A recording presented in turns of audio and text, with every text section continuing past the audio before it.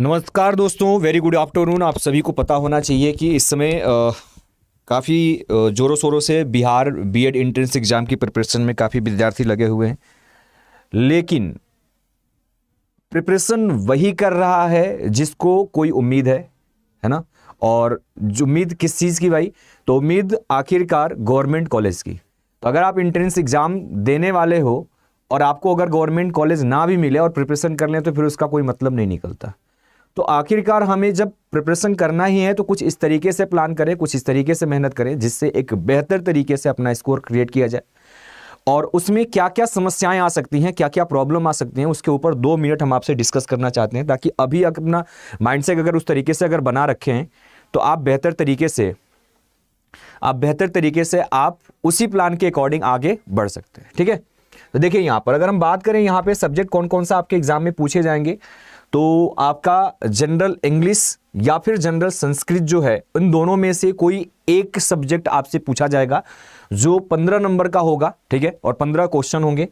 अब इसमें अगर बात करें तो ज्यादातर बच्चों को बहुत ज्यादा समस्या नहीं होती, लेकिन अगर बिहार क्षेत्र की बात करें तो कुछ बच्चे ऐसे होते हैं जिनको इंग्लिश में प्रॉब्लम होती है। ठीक है, तो वो क्या करते हैं, संस्कृत प्रीफर कर लेते हैं। तो वो डिपेंड करता है कि आपका कौन सा सब्जेक्ट स्ट्रांग हो, उसके हिसाब से आप यहां पर सब्जेक्ट ले लीजिए। ठीक है, हिंदी आप पहले से पढ़ रखे होते हो, इसलिए हिंदी में भी बहुत ज्यादा प्रॉब्लम आपको नहीं होती। अब इसके अलावा जो ये नीचे 3 सब्जेक्ट आपको दिख रहे हैं, इनमें आपको प्रॉब्लम अलग अलग क्वेश्चन के हिसाब से, अलग अलग सब्जेक्ट के हिसाब से डिफरेंस देखने को मिलता है। जैसे रीजनिंग बहुत सारे बच्चे होते हैं जो कभी नहीं पढ़े होते, उनके साथ ये प्रॉब्लम बन सकती है ना। जनरल अवेयरनेस का सिलेबस बहुत बड़ा है, इसलिए इसमें प्रॉब्लम हो सकती है आपका।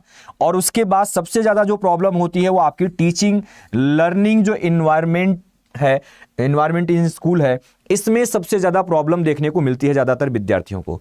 तो मेरा कहना यह है कि आप जो गलतियां करोगे वो कहां पर गलतियां करोगे। देखो, कुछ बच्चों का मानना यह है कि सर हम बुक खरीद लिए हैं, बुक से पढ़ लेंगे, लेकिन सच्चाई यह है कि बुक का 5 से 10 पेज पढ़ने के बाद आप पेपर दे लोगे, बुक कभी कंप्लीट नहीं पढ़ पाओगे। मुझसे लिख लेना, इसके पहले भी आपने बहुत सारा पेपर दिया होगा और आपका इतिहास आपके साथ होगा। ठीक है, अब यहां पर अगर हम बात करें तो सबसे ज्यादा जो एग्जाम में प्रॉब्लम करने वाला सब्जेक्ट है और कम समय अगर प्रिपरेशन कर लिया जाए तो उससे बेहतर तरीके से उसमें स्कोर भी खड़ा किया जा सकता है, वो सब्जेक्ट कौन सा है आपका, teaching learning environment in school ये है। और दूसरा सबसे कम समय में तैयार करने वाला सब्जेक्ट कौन सा है, रीजनिंग, जो सबसे कम समय में तैयार भी होता है और एक सॉलिड स्कोर भी देता है, इसमें गलतियां होने के चांसेस नहीं होते।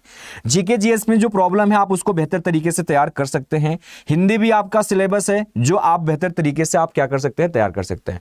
तो हमारा मेन टारगेट क्या होगा स्कोर बढ़ाने के लिए, आपका रीजनिंग और यहां पर teaching learning environment in school, इसकी प्रॉपर तरीके से यूट्यूब पे आपको क्लासेस मिल रही हैं। लेकिन वो जो क्लासेस हैं वो मात्र क्वेश्चन की क्लासेस हैं, आपको क्वेश्चंस दिए जा रहे हैं, इस चीज का ध्यान रखिएगा। लेकिन बात यह है कि क्या क्वेश्चन से चीजें कंप्लीट होगी, नहीं। ये जो आपका टीचिंग लर्निंग एनवायरनमेंट है, इसके लिए आपको उसका कॉन्सेप्ट जानना पड़ेगा, उसकी स्टोरी के बेस पे, कहानी की तरीके से जब हम समझते हैं तो वो चीजें आपके माइंड में बैठती हैं और फिर किसी भी तरीके क्वेश्चन बनता है तब उसका आंसर दे सकते हैं। रीजनिंग के लिए उनके चैप्टर्स, बहुत सारे ऐसे स्टूडेंट हैं जब हम क्लास लेते हैं तो उनमें कहते हैं कि सर ये टॉपिक मुझे समझ में नहीं आया, ये क्वेश्चन किस तरीके से आपने कर दिया मुझे समझ में नहीं आया। तो जो आपने कभी पढ़ा नहीं, इसको पढ़ने की आवश्यकता पड़ेगी। और यह जितने भी टॉपिक हैं इसको आपको 15 से 20 दिन के, 15 से 16 दिन के अंदर इसको क्या कर दिया जाएगा, कवर अप कर दिया जाएगा। तो प्यारे दोस्त, इसके लिए ही यही सबसे बड़ी गलती होती है जिसके वजह से आपके स्कोर में कमी होती है। बाद में इन्हीं सब्जेक्ट के लिए आप फिर पछताना शुरू करते हो कि काश हम पहले पढ़ लेते, काश हम चैप्टर वाइज चीजों को क्लियर करते, ताकि एग्जामिनर किसी भी प्रकार से क्वेश्चन को घुमा करके पूछे तो हम उसका आंसर बेहतर तरीके से क्या कर लिए होते, दे लिए होते।